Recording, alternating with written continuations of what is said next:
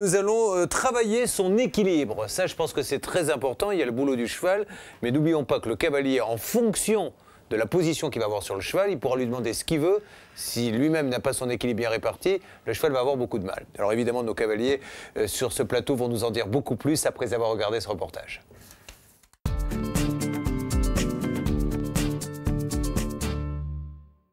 Depuis quelque temps, vous n'êtes plus à l'aise à cheval. Vos transitions ne sont pas propres, vous faites de nombreuses fautes à l'obstacle.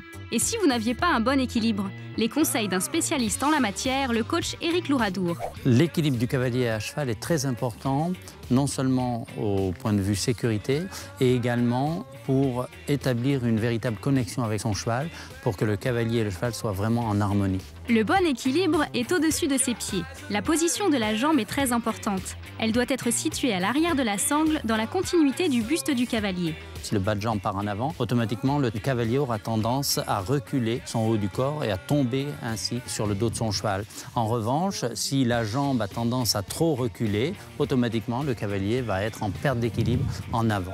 Pour trouver la bonne position, n'hésitez pas à faire quelques exercices qui vous mettront sur la voie. À l'arrêt, commencez par complètement détendre vos jambes pour qu'elles tombent et se placent naturellement.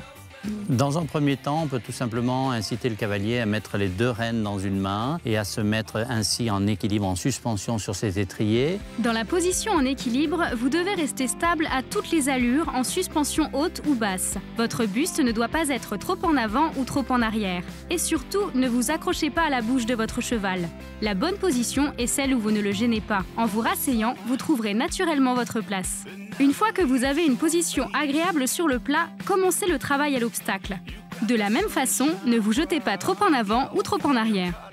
Afin d'éviter que mes élèves au-dessus de l'obstacle se promènent trop latéralement et perturbent ainsi le cheval, je leur donne l'image tout simplement d'une fenêtre située au-dessus et au centre de l'obstacle.